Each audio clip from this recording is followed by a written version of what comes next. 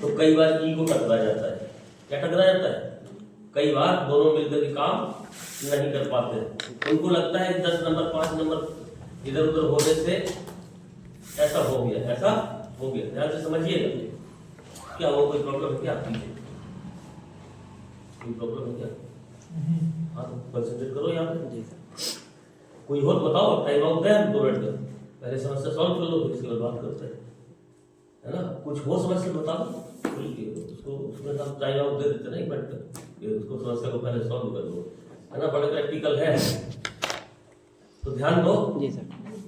Ego टकरा जाते हैं दोनों में, क्योंकि दोनों सेम परीक्षा देके आए होते हैं। बात समझ रहे हो? तो वो राजा है, वो सेनापति है।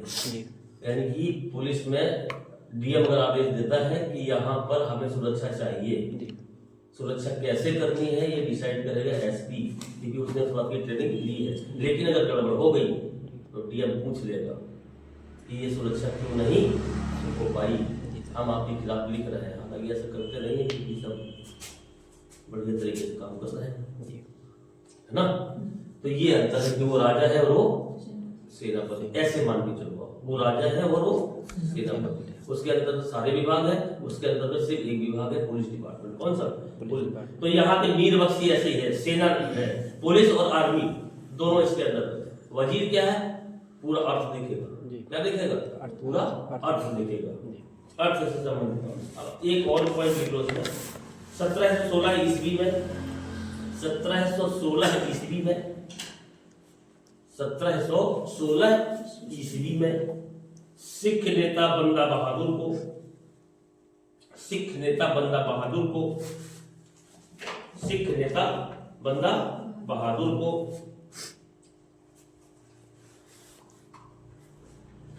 पकड़ लिया गया, पकड़ लिया गया एवं उसका वध कर दिया गया, एवं उसका वध कर दिया गया। ध्यान रखना, प्रश्न बन जाता है कि सिख नेता बंदा बहादुर को किस मुगल शासक के समय कैद किया गया और मार दिया गया। ठीक है ना। तो बंदा बहादुर ये कौन है? बंदा बहादुर। अगला पॉइंट लिखे,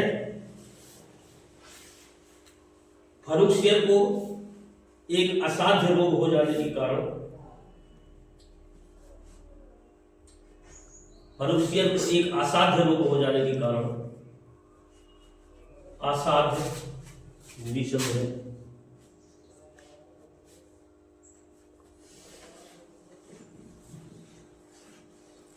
असाध्य रोग हो जाने के कारण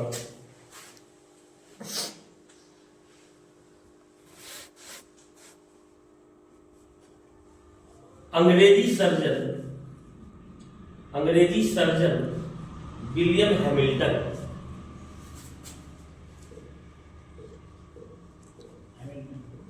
William Hamilton, William Hamilton, Hamilton भाषा है, विलियम हैमिल्टन द्वारा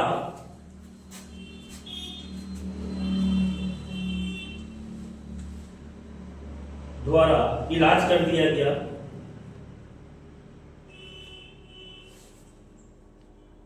द्वारा इलाज कर दिया गया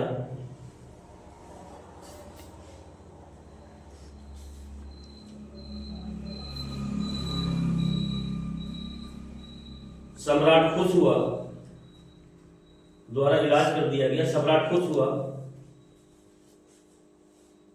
सम्राट खुश हुआ, सम्राट खुश हुआ। बदले में 1717 ईस्वी,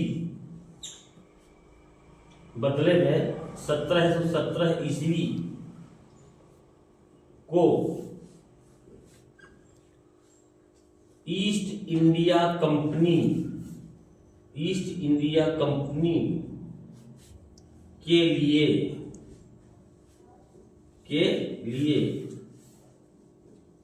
एक शाही फरमान जारी किया, एक शाही फरमान जारी किया। ईस्ट इंडिया कंपनी के लिए एक शाही फरमान जारी किया।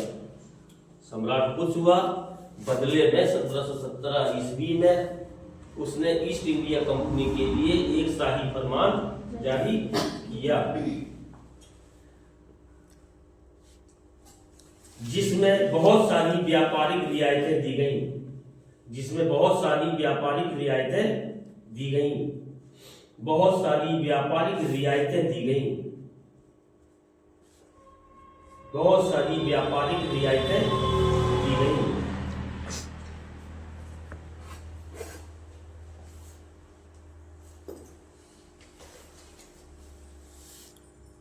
कंपनी को अगला पॉइंट लिख लो।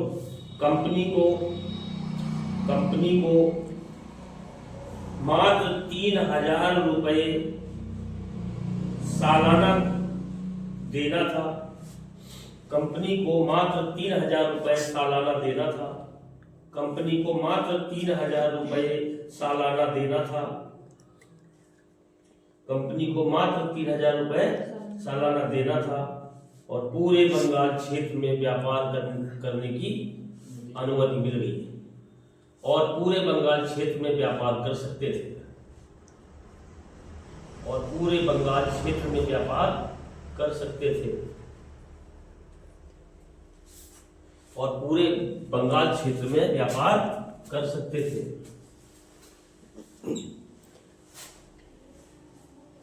पूरे बंगाल क्षेत्र में व्यापार कर सकते थे। इसी फरमान को कंपनी के लिए मैग्ना कार्टा कहा गया। मैग्ना कार्टा कहा गया।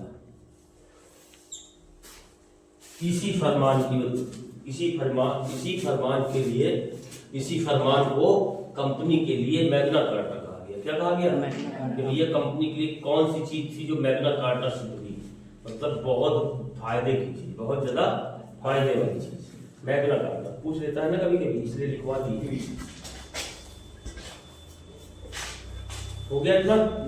अब क्या हुआ कि भैया जो जहांदार शाह था ना, ये सैयद बनो से दिक्कत करने लगा, उससे उसको प्रॉब्लम हो गई। इसी ने हत्या करवा दी। किसकी? सैयद बनो। किसकी? सैयद बंधुओं ने इसकी हत्या करवा दी। इसकी बाद में अंत में सैयद बंधुओं ने इसकी हत्या करवा दी। तभी हम सोच रहे हैं कि अभी कई शासक बनाए गए।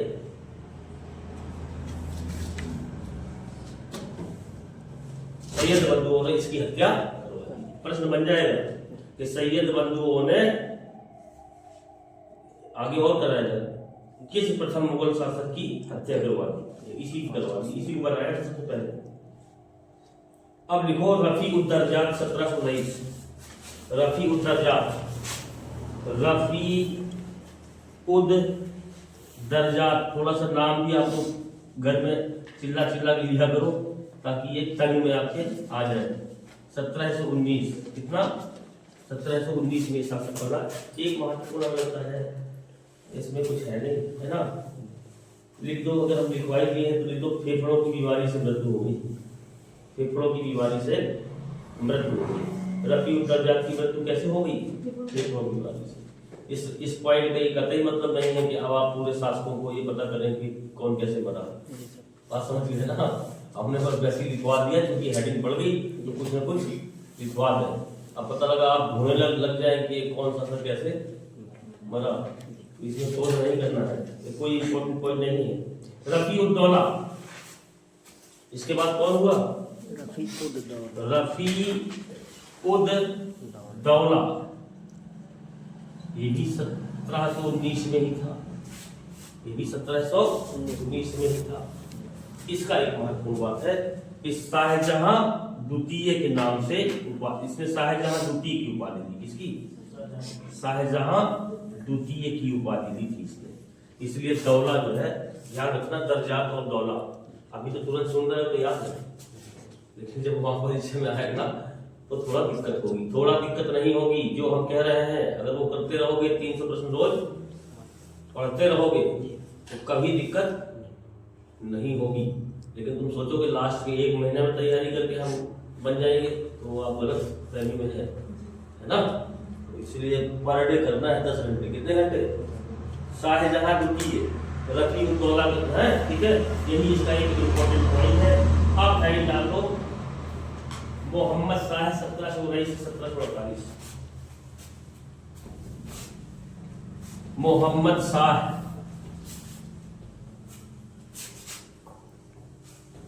यहां से अगर एक प्रश्न भी मिल गया, 2 प्रश्न, 1 प्रश्न भी मिल गया तो बहुत है ना। मोहम्मद शाह कितना है कार्यकाल? 1719 से 1748 ईस्वी। अब इनके बारे में थोड़ा सा देख लो, इनके बारे में महत्वपूर्ण है क्योंकि ये पूछा गया है।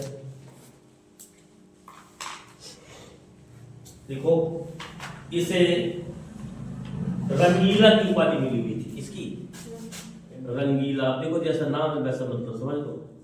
रंगीन मिजाज होंगे जनाब। रंगीला कह दिया होगा किसी ने, रंग रंगिया बनाता रहता, ऐसा बताते हैं, मैं नहीं कह रहा हूँ। रंगीला की उपाधि मिली थी इसकी, रंगीला। इसने सैयद बंधुओं की हत्या करवा दी। देख 2 पॉइंट आ जाएगा। इसने सैयद बंधुओं की हत्या करवा दी। इसने सैयद बंधुओं की हत्या करवा दी। तो ये बस सोचो, उनकी हत्याएं आज भी हो रही हैं, ये शुरू से होती रही है ना। अतीक अहमद और अशरफ अगर रहे तो ये सब उसी के उदाहरण है, उसी के उदाहरण है। तो ये बस सोचो कि आज ही हो रहा है, ये हमेशा से होता आया है। तो अभी आप लोग कह देते हो कई बार कि नाम क्यों बदल रहे हैं। जब नाम रखे गए थे तो हम पूछ सकते हैं रखे क्यों गए थे। जब हिंदुस्तान में शासन कर रहे थे तो हिंदुओं के नाम से रख देते जी सर, तो रखे जाएंगे तो खत्म भी किए जाएंगे। इसका मतलब ये सिस्टम आज से नहीं चल रहा है। आपको पता है इंदिरा आवास योजना जो थी उसको अब क्या कर दिया गया है?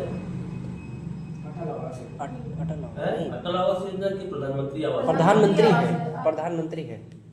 फिर तो फर्क। हमें ये पॉइंट याद क्यों है? इसलिए तो याद हमें क्या लगता है पढ़ क्या है। एक इंदिरा गांधी प्रधानमंत्री तो थी जी, क्या कहना चाह रही थी कि वो खुद बनवा रही है घर जी सर। तो क्या था ये सब? अपने प्रधानमंत्री की जगह अपना नाम क्यों ऐसा किया भाई कि हमारा नाम लगा जी सर। तो रीजन था जी कि समाज में हमारा नाम चले। तो बीजेपी ने क्या कर दिया? प्रधानमंत्री जी क्या कर दिया? प्रधानमंत्री। नरेंद्र मोदी आवास योजना तो नहीं किया। इसका क्या मतलब हुआ कि ये नेता लगातार उनकी नीतियों से खिन्न थे, तब तो पार्टियां बनती हैं दूसरी तीसरी चौथी जी सर। आप अगर राजनीति से खुश ना हो, आप लोग मिलकर एक राजनीतिक पार्टी बना ले तो किस बात में बनाओगे? उनकी गलत कार्यों के विरोध में ही ना बनाओगे जी सर। तो फिर आगे चल के आप क्या करोगे? सुधार भी करोगे, उसमें क्या करोगे? सुधार करोगे। तो इसका मतलब आज से नहीं है, ये शुरू से रहा है कि भाई हम कोई काम करें तो हमारा नाम चले जी सर। बात समझ रहे हो?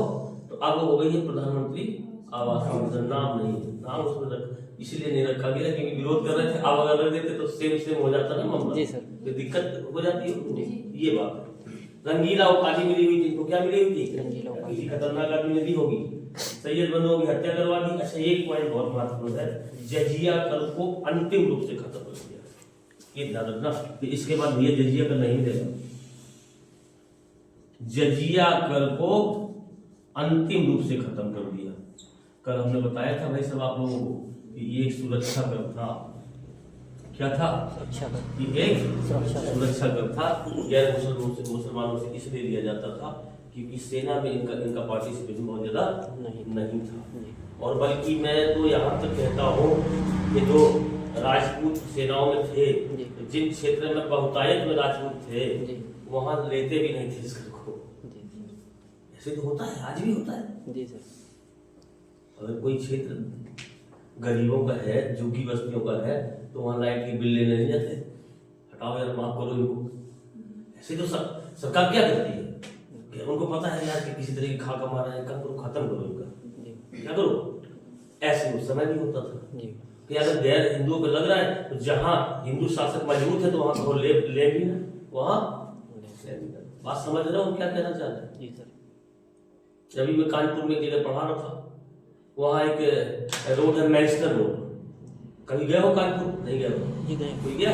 जी Z Square main centre, Z Square से एक जाएगा मैनचेस्टर रोड, कौन सा? वहाँ पे एक है स्थान शिवाला। शिवाला क्या है?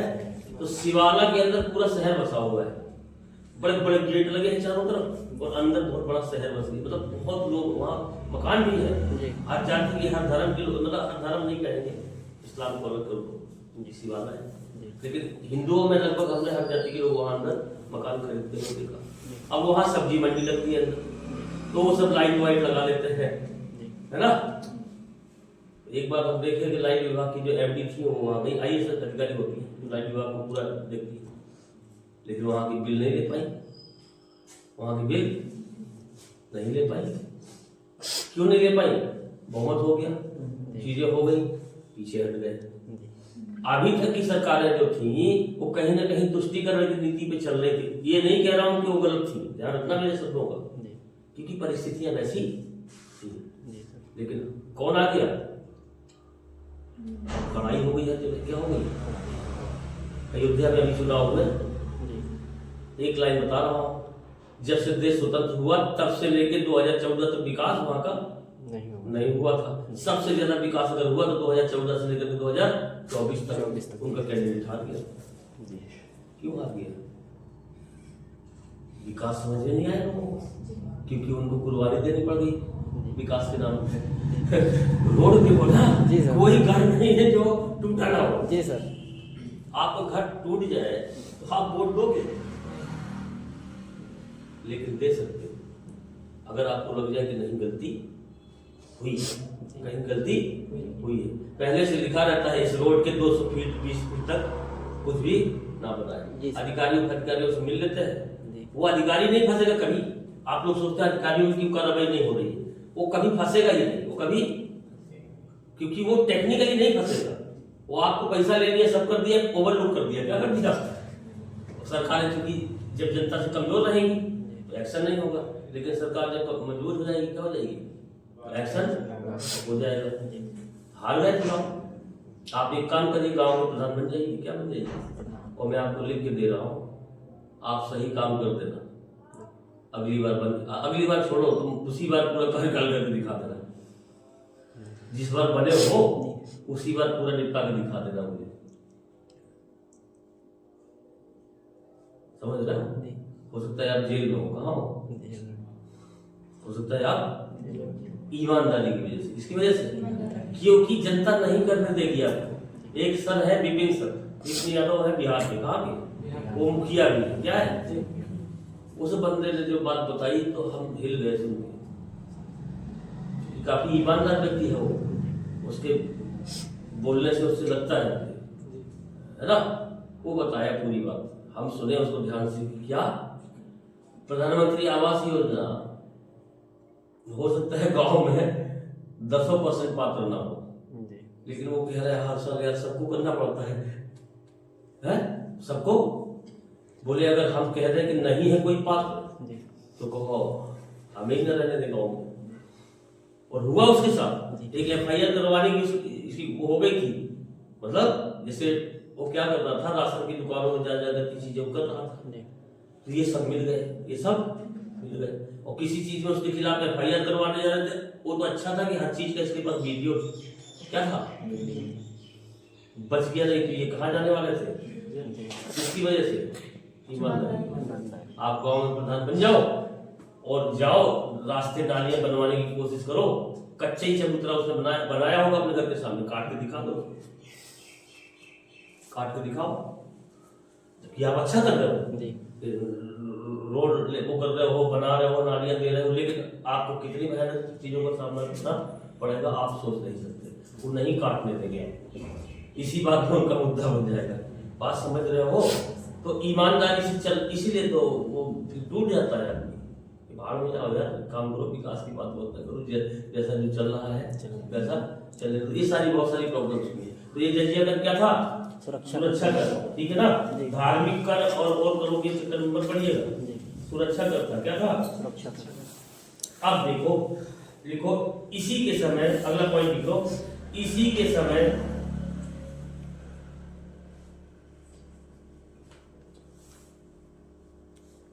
कई सूबे स्वतंत्र हो गए। कई सूबे स्वतंत्र हो गए। कई सूबे, सूबा मतलब एक इकाई मान लो, है ना। कई सूबे ऐसे मान लो जैसे स्टेट्स, राज्य, उत्तर प्रदेश सूबा, मध्य प्रदेश सूबा, ऐसे मान लो। ऐसे इस समय जहां सूबेदार नियुक्त होता था, कौन नियुक्त होता था? सूबेदार। कई सूबे स्वतंत्र हो गए। लिख लो जरा ये लाइन भाई। अवध,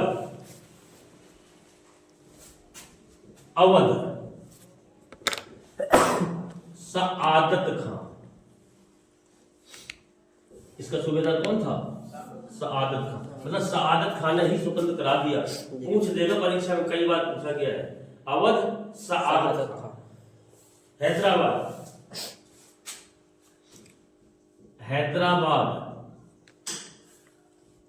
चिन किलिच खां, या इसी को कहते थे निजामुल मुल्क।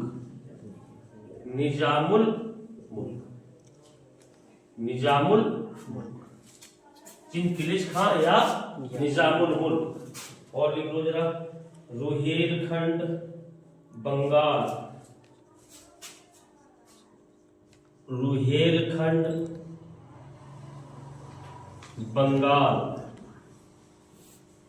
बंगाल का था मुर्शीद कुली खां।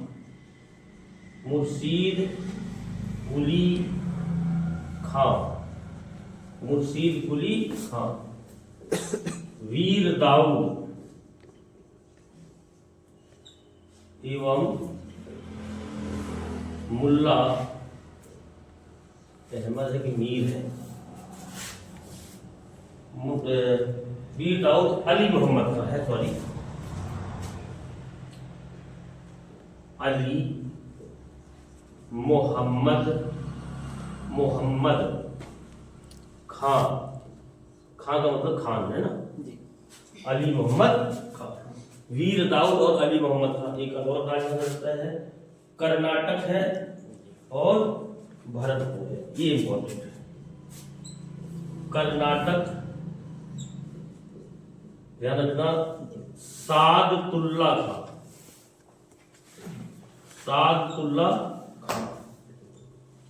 और क्या बताया कि हम? भरतपुर। कर्नाटक और भरतपुर। चूड़ामण एवं बदन सिंह। कौन?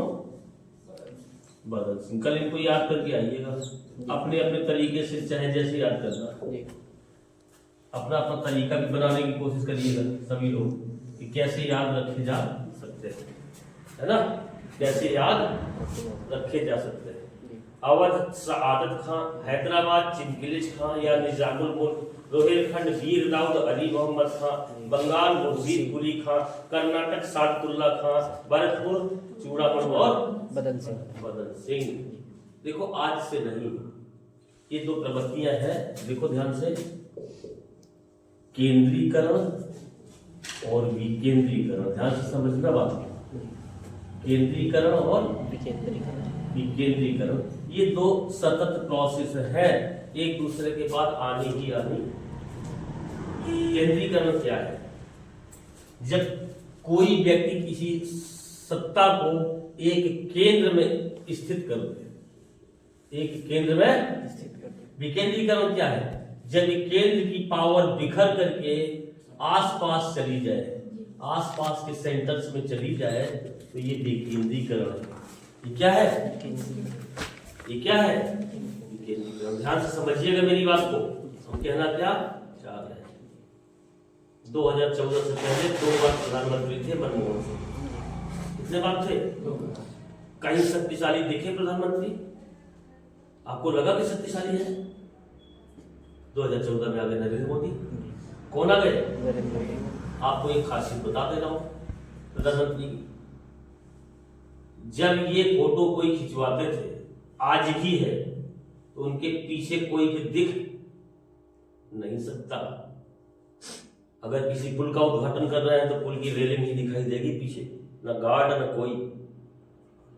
कहीं भी फोटो आ रही है अगर मोदी की तो सिंगल। कैसे? ये क्या बता रहा है?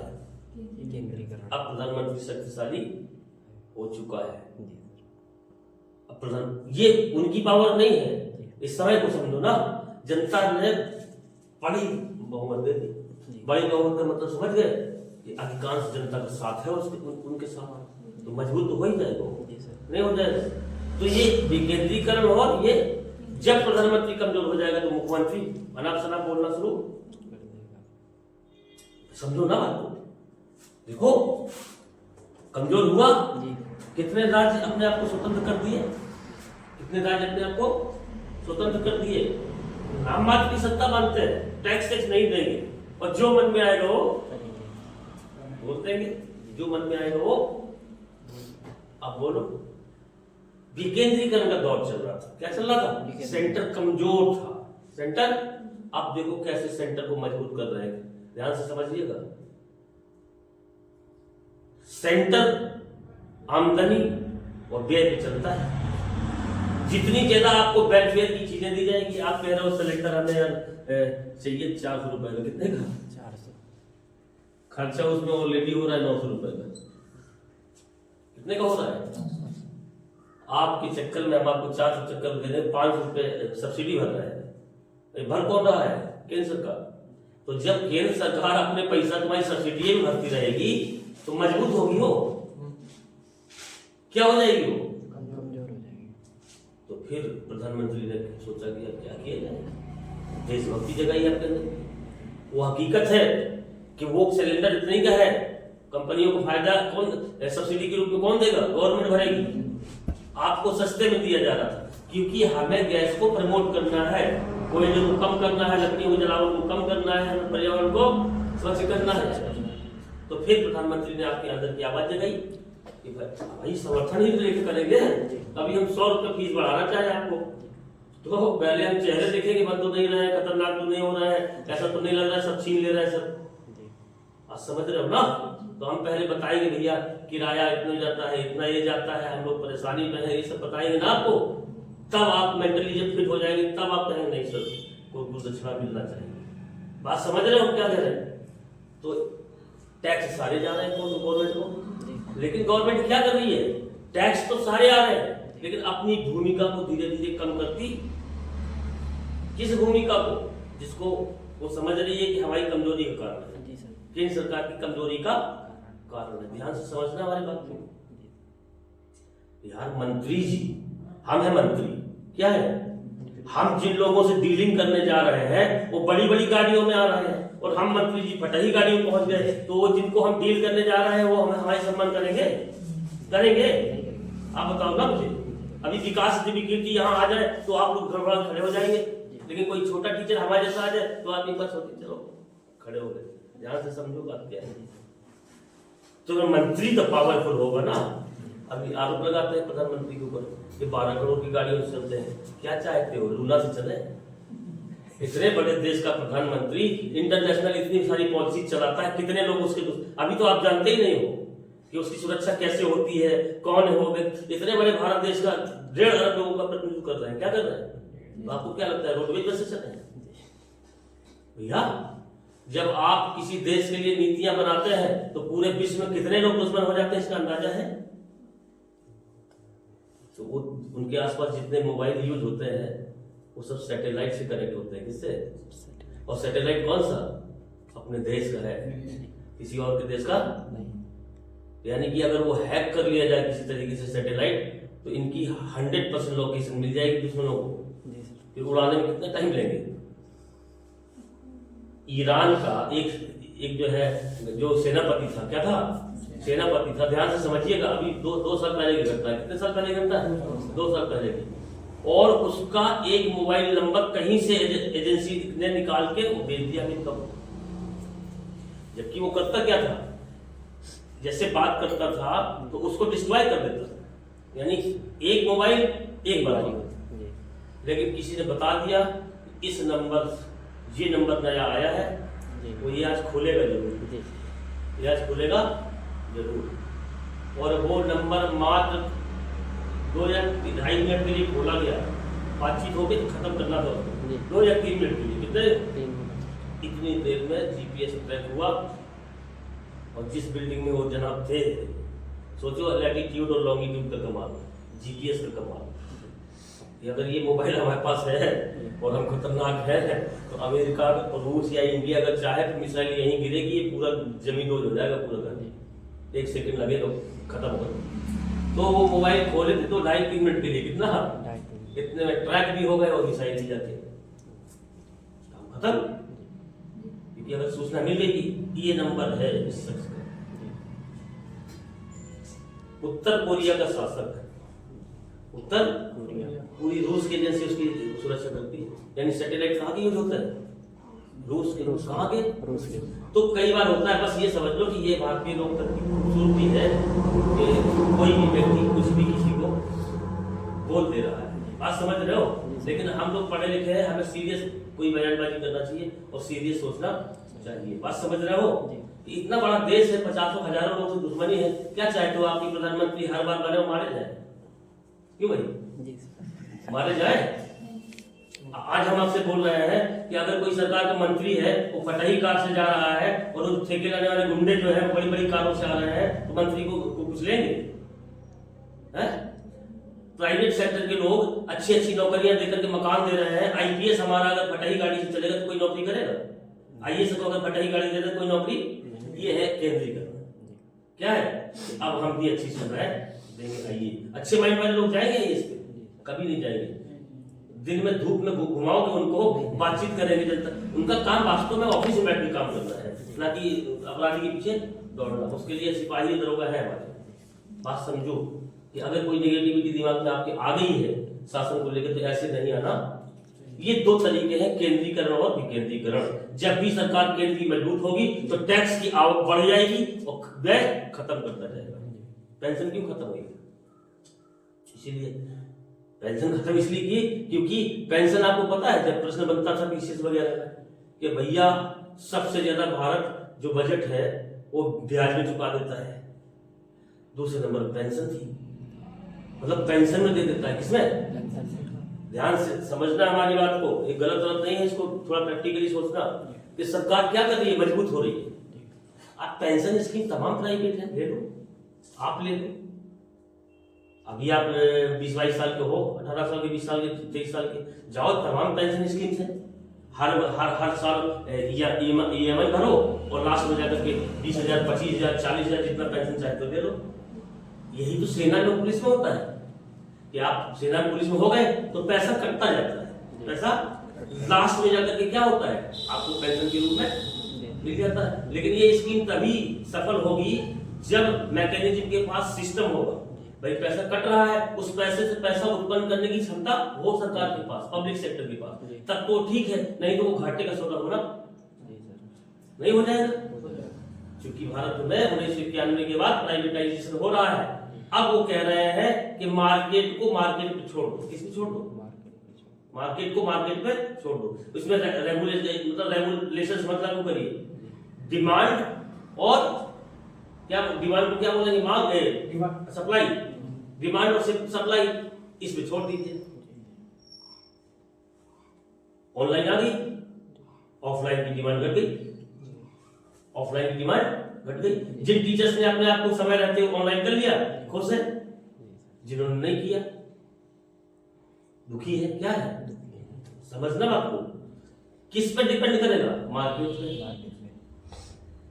अब हम रेगुलेशंस बनाते हैं कि नहीं, मजदूर को 300 रुपया, 400 रुपया, 500 रुपया से कम मिले देना ही नहीं। समझिएगा बात।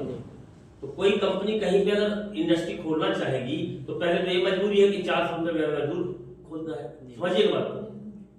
ये अगर इंस्ट्रक्शन सरकार लगा दे तो वो आएगी नहीं, वो वहां आएगी नहीं। भाई आप आएंगे क्या? आप करेंगे क्या बिजनेस? उनका मानना है कि ये मार्केट को तय करने दो। अगर हम मार्केट में आए हैं, मजदूर ज्यादा है, तो निश्चित रूप से मजदूरी कम हो जाएगी, नहीं हो जाएगी? ये तो यहाँ कुल मिलाकर के जब भी केंद्र सरकार मजबूत होगी तो इसका मतलब पैसा आवक सब रूप लेगा, और विकेंद्रीकरण का मतलब है आसपास के लोग मजबूत हो जाएंगे। तो यही यहाँ चल रहा है, विकेंद्रीकरण दिख रहा है। क्या दिख रहा है? विकेंद्रीकरण दिख रहा है। चलो आगे आ जाते हैं। हाँ, एक पॉइंट और बात लिख लो। इसी के समय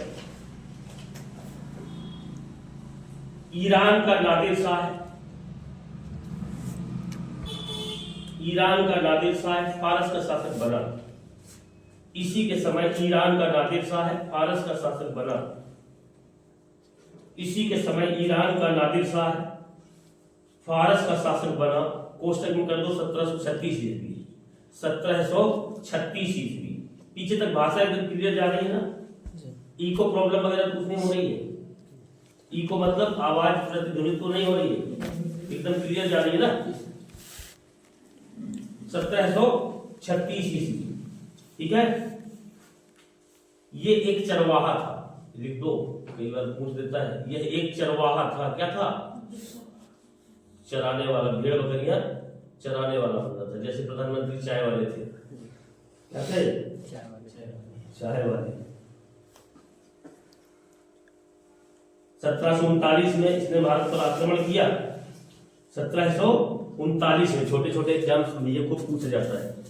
देखो 1739 ईस्वी, कब इसने भारत पर आक्रमण किया? इसने भारत पर आक्रमण किया। इसने भारत पर आक्रमण किया। 57 दिनों तक दिल्ली में रहा। 57 दिनों तक दिल्ली में रहा। 57 दिनों तक, 57 डेज तक दिल्ली में रहा। 70 करोड़ की धनराशि लूट कर ले गया। 70 करोड़, बड़े खतरनाक आंकड़े दे रहे हैं लोग। क्या बात हुई है? खतरनाक आंकड़े दे रहे हैं। 70 करोड़ की धनराशि लूट कर ले गया। 70 करोड़ की धनराशि लूट कर ले गया तथा साथ ही शाहजहां द्वारा बनवाया गया। तथा साथ ही शाहजहां द्वारा बनवाया गया तख्त ए ताउस एवं कोहिनूर हीरा भी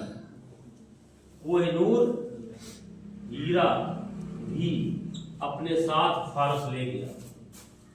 तथा कोहिनूर हीरा भी अपने साथ फारस ले गया। तथा कोहिनूर हीरा भी अपने साथ फारस ले गया।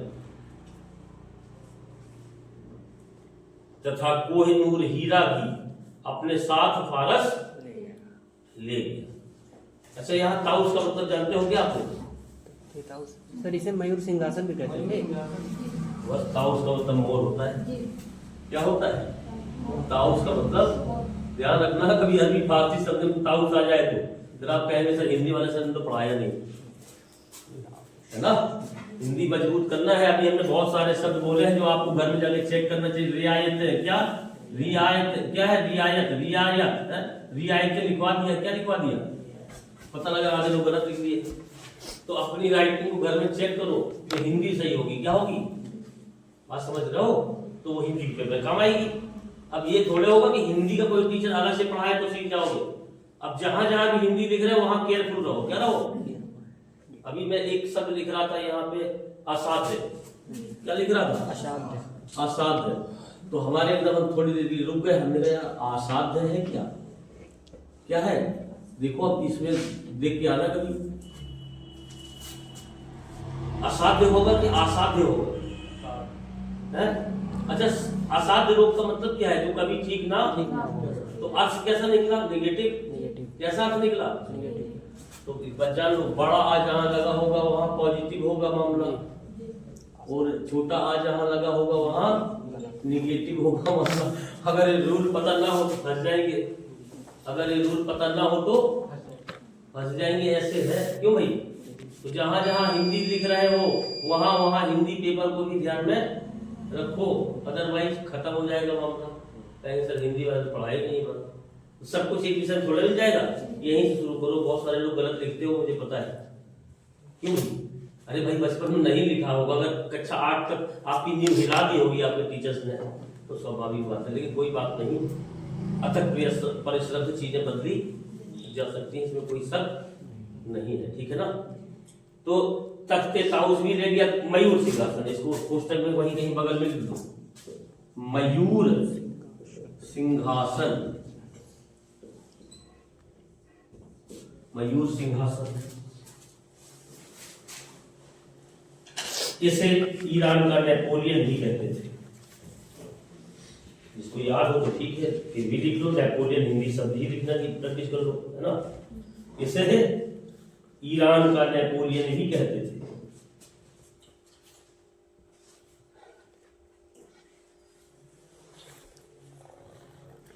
मयूर सिंहासन पर बैठने वाला पहला शासक कौन था बताइए आप लोग? शाहजहां। देखिए मयूर सिंहासन पर बैठने वाला पहला शासक कौन था? शाहजहां। अरे भाई उसी ने बनवाया था तो वही बैठेगा, है? मयूर सिंहासन पर बैठने वाला पहला शासक शाहजहां था। कौन था? शाहजहां। और अंतिम शासक मोहम्मद शाह था। कौन था? अंतिम शासक मोहम्मद शाह था। और अंतिम शासक मोहम्मद शाह था।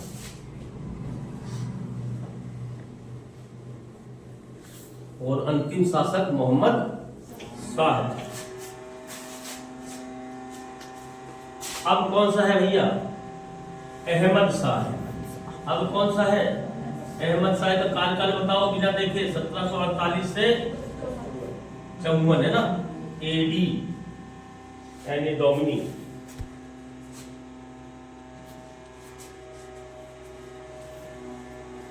देखो इसके समय अहमद शाह अब्दाली ने भारत पर 7 बार आक्रमण किया।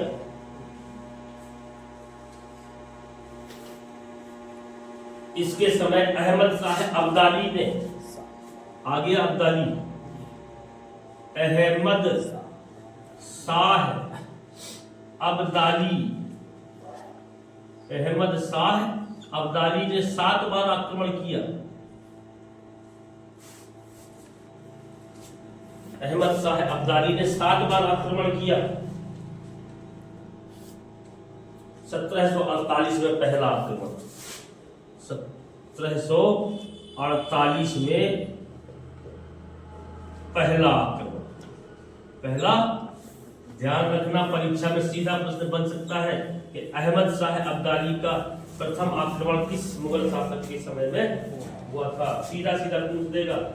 तो अहमद शाह के समय में, किसके समय में? क्योंकि कुछ जगह मोहम्मद शाह लिख दे रहे हैं लोग, इसलिए कंफ्यूजन है इस प्रश्न में। अहमद शाह क्लियर है, क्या है? अहमद शाह के समय, इसके समय में। अब डाल दीजिए, यही एक महत्वपूर्ण चीज थी। आलमगीर द्वितीय 1754 से 1758। आलमगीर द्वितीय 1754 से 1758 ईस्वी।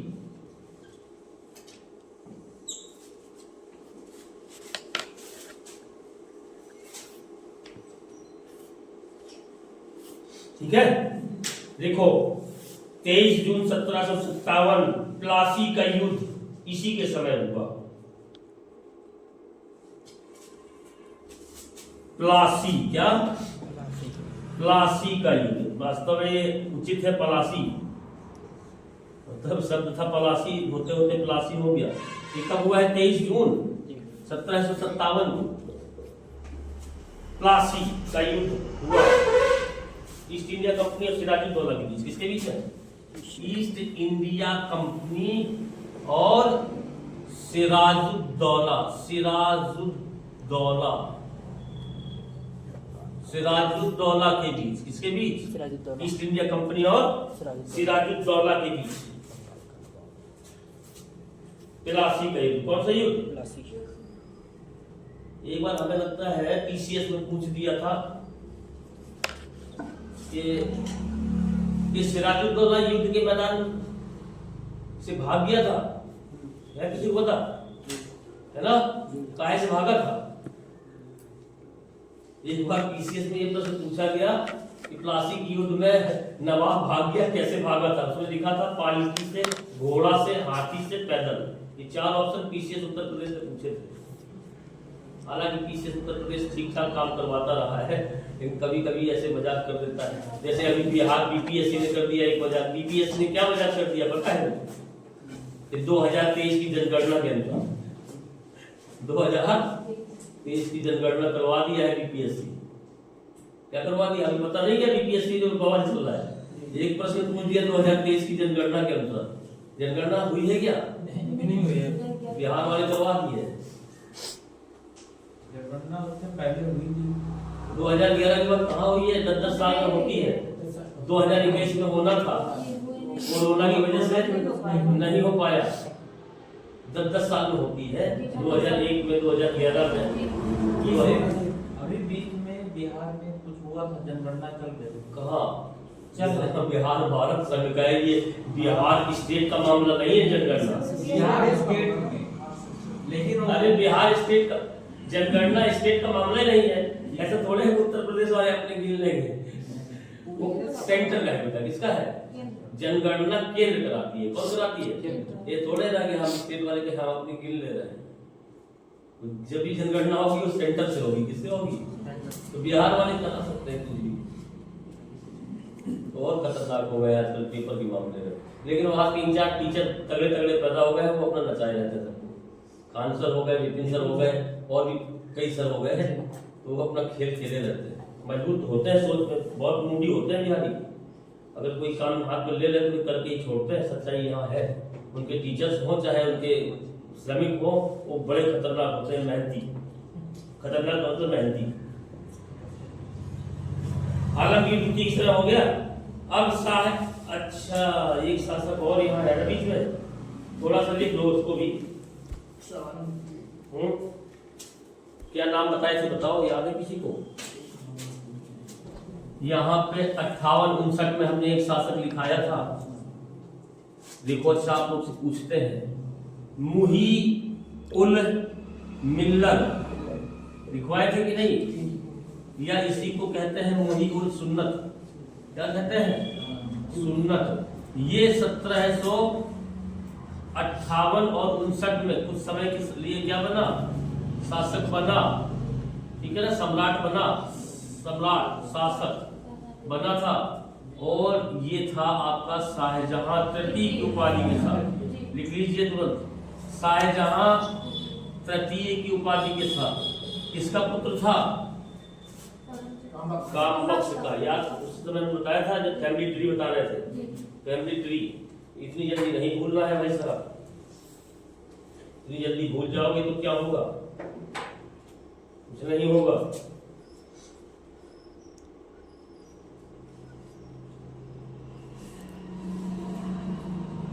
अब हेडिंग डाल दीजिए शाह आलम द्वितीय। शाह आलम द्वितीय 1759 से 1806।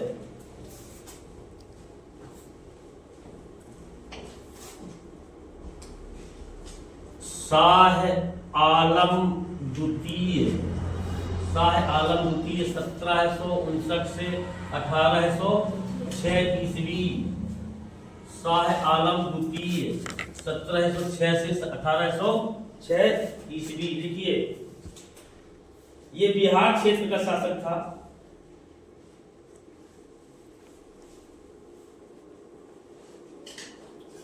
ये बिहार क्षेत्र का शासक था।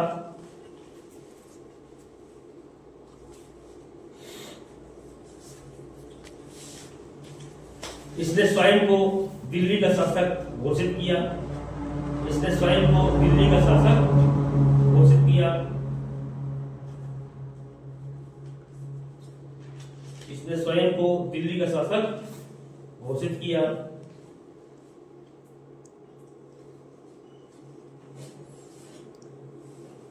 तथा शाहजहां तृतीय को हटाकर स्वयं शासक स्वयं सम्राट बन गया।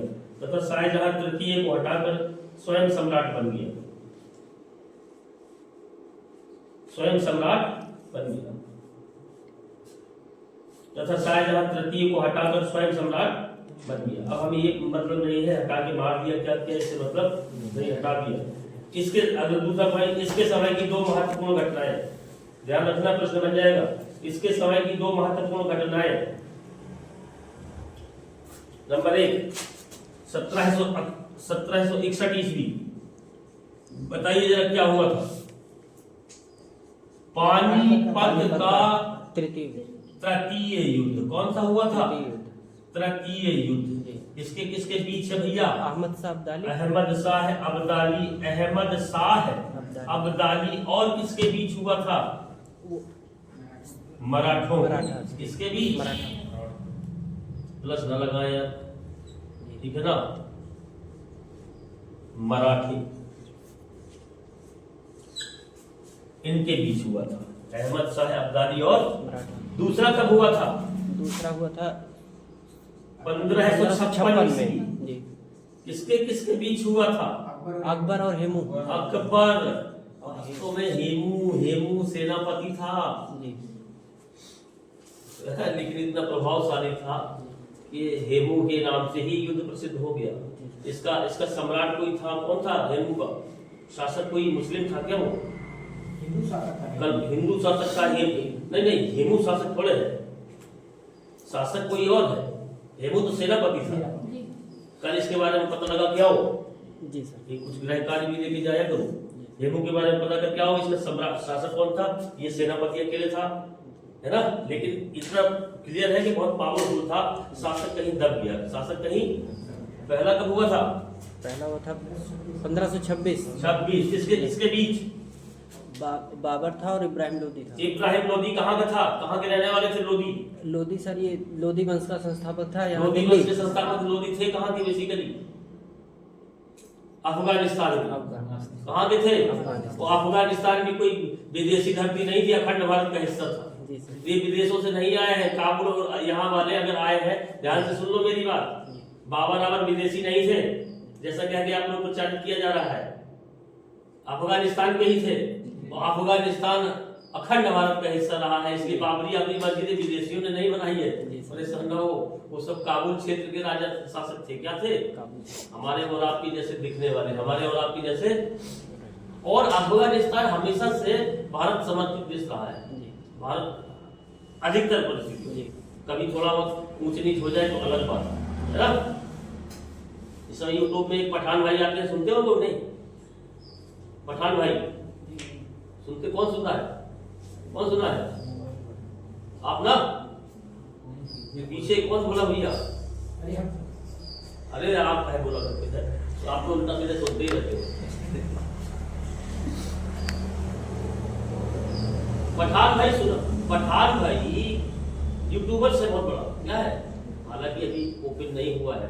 मुझे लगता है किसी एजेंसी के लिए काम करता है। ध्यान से समझिए आप, एजेंसी मीन्स होता है किसी एजेंसी का मतलब समझते हो?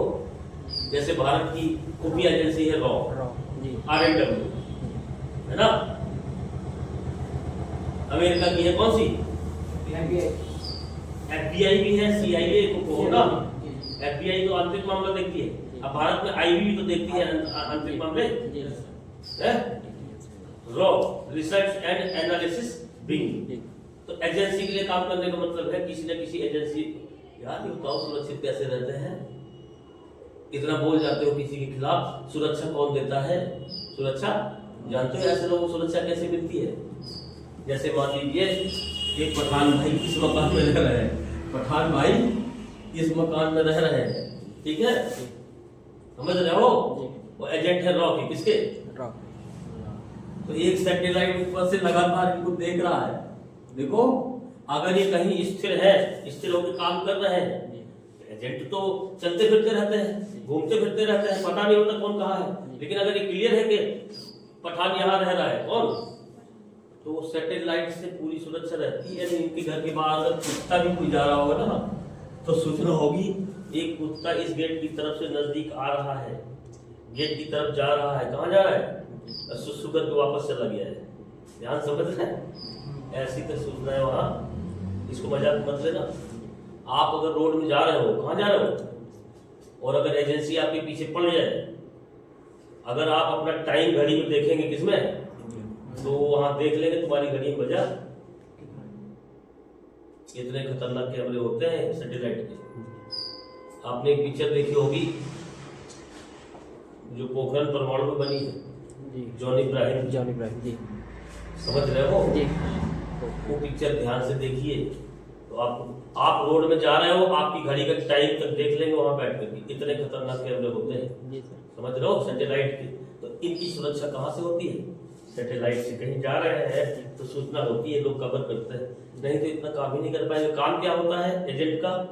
किसी देश की पूरी इकोनॉमी को हिला देना, शासन को बदल देना। ये बहुत खतरनाक उनके। तो पठान भाई जब बोलते कोई भी आ जाएगा, अभी आपको पता है सना अहमद, और सना अहमद के साथ साथ एक लड़का है शोएब चौधरी। कौन? पाकिस्तानी यूट्यूबर्स हैं। क्या है? पाकिस्तान में क्या कर रहे हैं? भारत के प्रति स्नेह पैदा करने वाली बातें मार्केट में कर रहे हैं। आप बताइए अपना देश क्या कर रहा है? आप बताइए क्या इंडिया से सुनते हो कभी कि नहीं सुनते हो?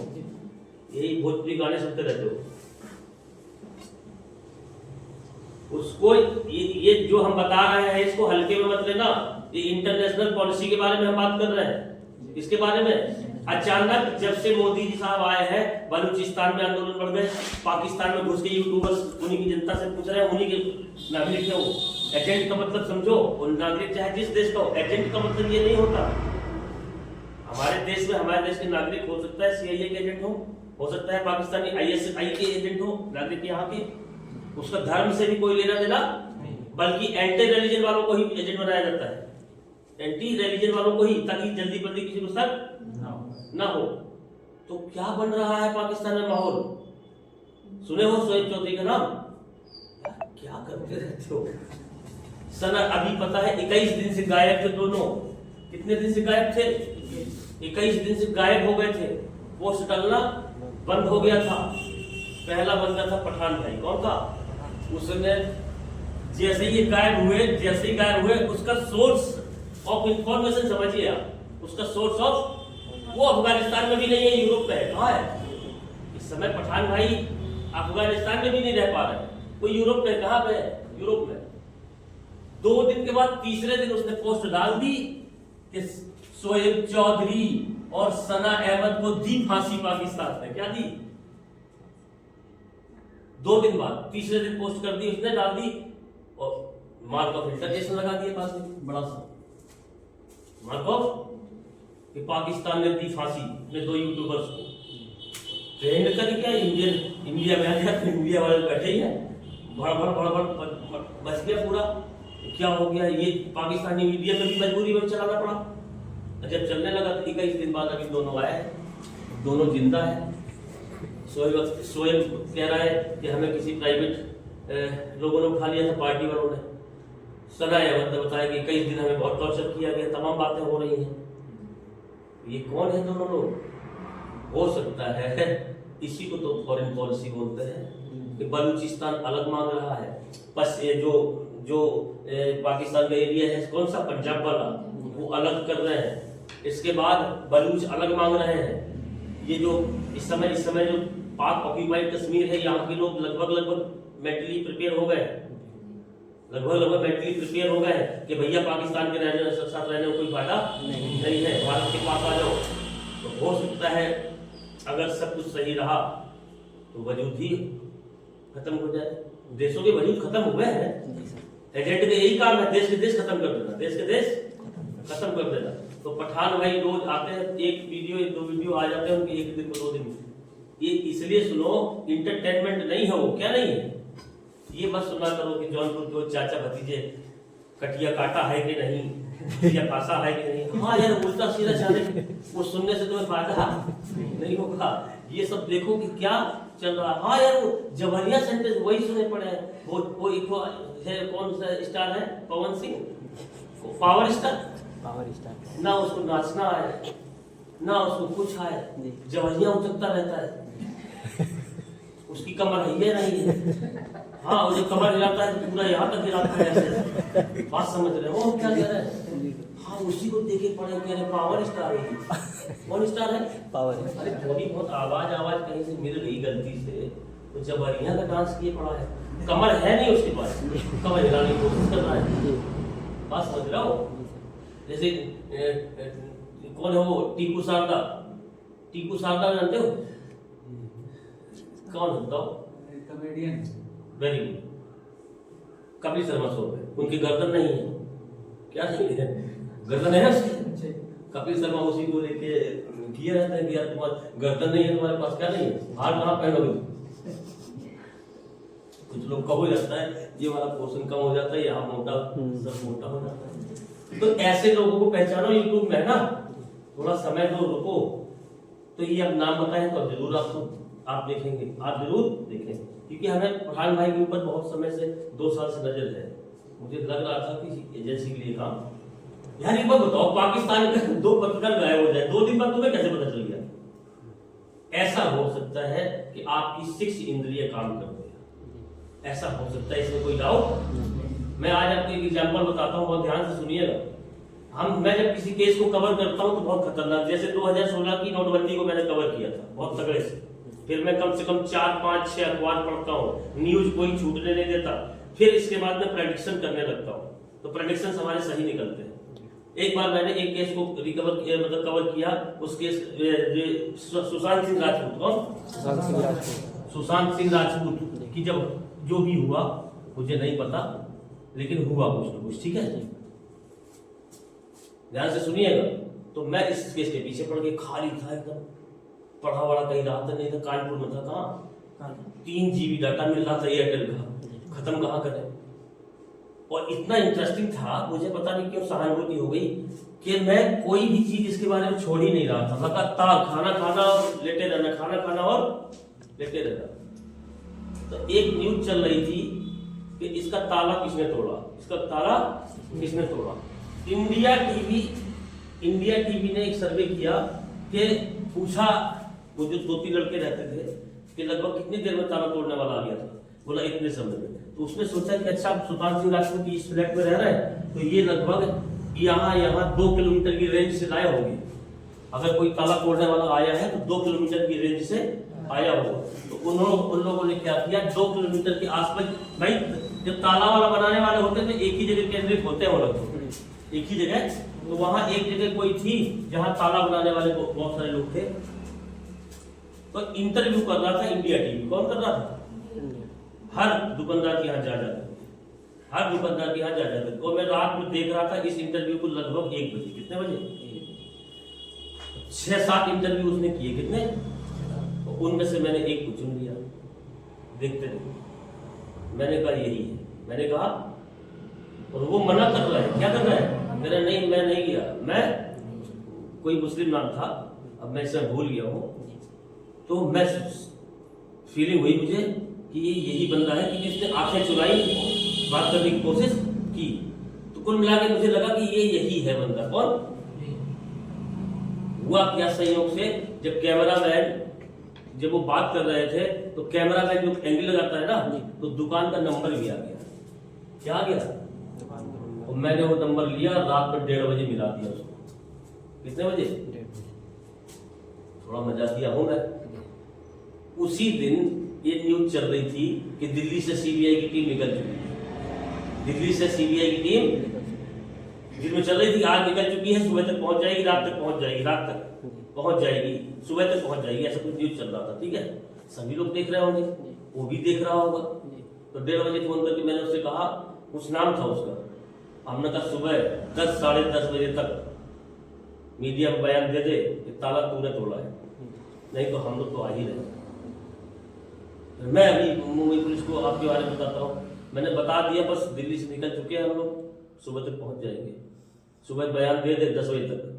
और आप यकीन नहीं मानोगे, सुबह 10:30 बजे उसका बयान आ गया, आने लगा, सुबह 10:30 बजे उसका बयान। अब आप कहेंगे सर आपने कैसे जान लिया, तो 6th सेंस कभी कभी काम करता है।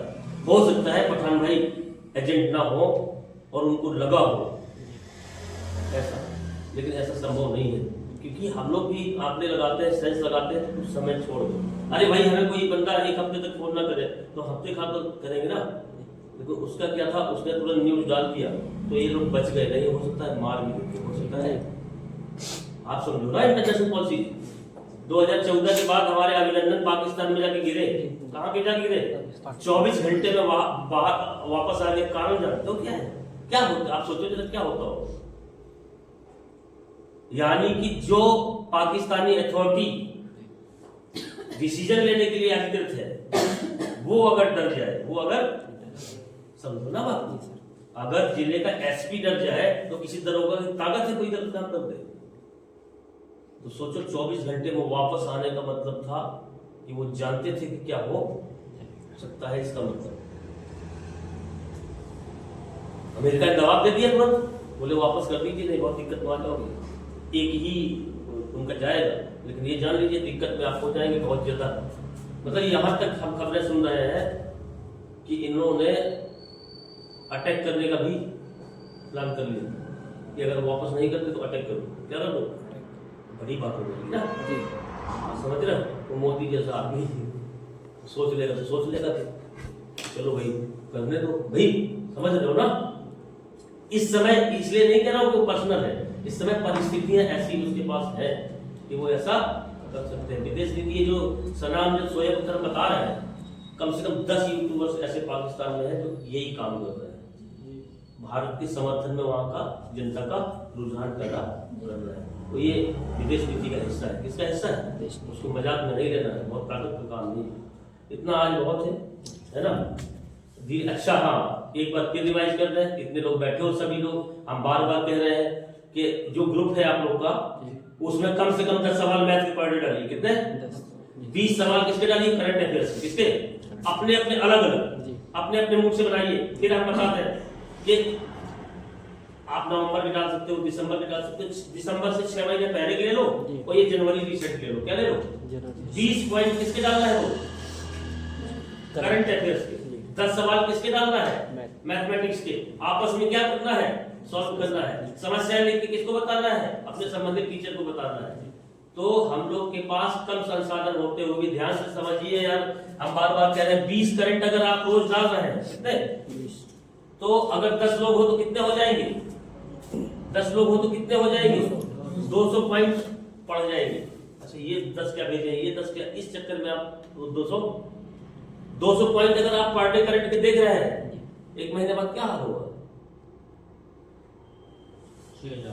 6,000 होगा क्या फिर, समझो बात है। तो किसी को बाहर पड़ा, किसी को कुछ बाहर हुआ है, हुआ तो ये स्ट्रेटजी समझो। 10 सवाल आपने मैथ के डाल दिए अर्थमेटिक के, किसके, अपने लेवल पे, अपने, ये नहीं कि कसम खा लो कि यार तो हमें जो है IIT की डाल देना है, किसके, IIT नहीं डालना है, ये सब जान के 10 सवाल डाल दीजिए एक पर्चे में बनाकर। किसमें बना करके, भाई साहब आपने बार बार कहा कि 10 घंटे अपने आप को दीजिए, इसमें कोचिंग भी आपकी इंक्लूड है। क्या है, कोचिंग भी आपकी इंक्लूडिंग है। 10 घंटे कितना, 3 घंटे कोचिंग का हो गया, 1 घंटे आने जाने का, 6 घंटे घर पे दीजिए। कितना दीजिए, ये तरकीब आप अपनाइए किसमें। और हमने कहा था कल थोड़ा सा इसको भी कर लेना, हल्का सा। कितना बजा है अभी, 9 बजा है। अभी 15 मिनट के लिए किताब दो जरा।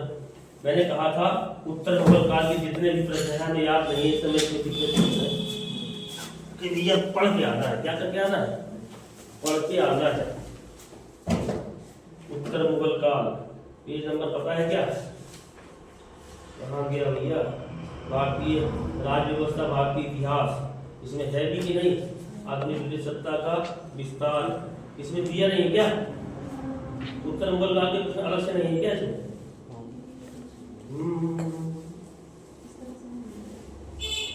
इसमें दिया नहीं क्या, दिया होगा।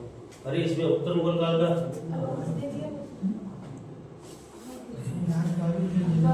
ब्रिटिश सत्ता का विस्तार,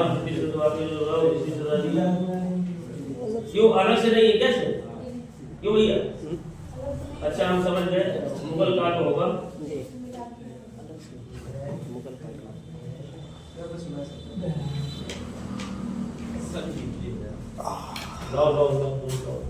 अब जरा बिना देखे बात करना है। उत्तर मुगल काल, अच्छा ऐसे है।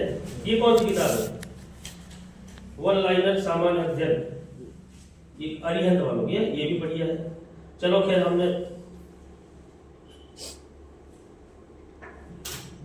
एक सामान्य था बहुत शक्तिशाली जुल्फिकार था, उसने कौन से मुगल शासक को सम्राट बनाया था? जुल्फिकार खान। जुल्फिकार खान किस मुगल सम्राट को उसने जो है शासक बनाया था? बता दीजिए। जुल्फिकार खान। अरे भाई, किसको बनाया था? जहांदार साहब। किसको बनाया था?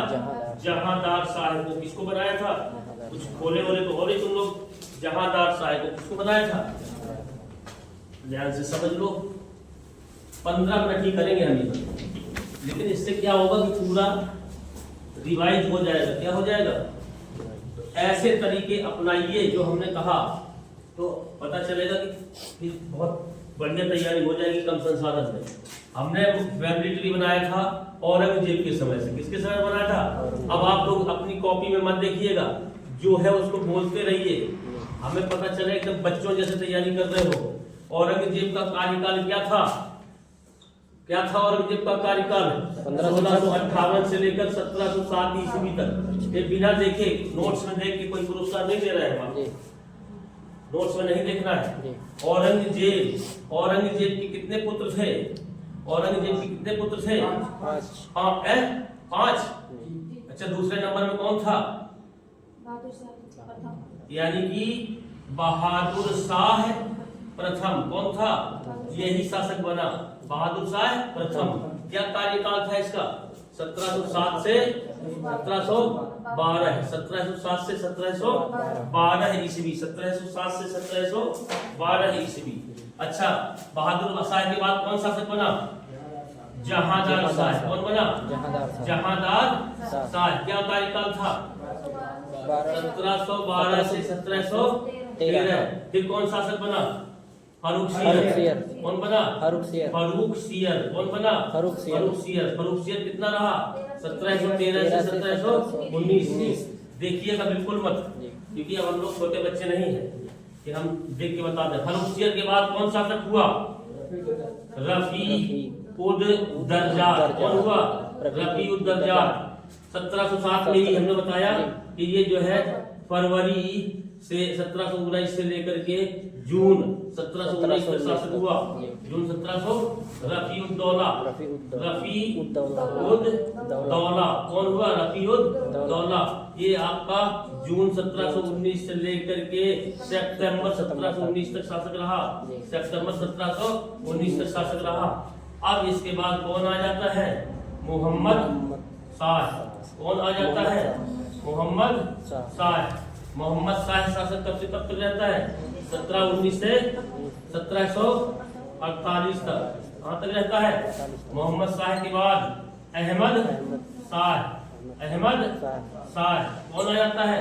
अहमद शाह। कौन आ जाता है? अहमद शाह। कब तक शासक रहता है?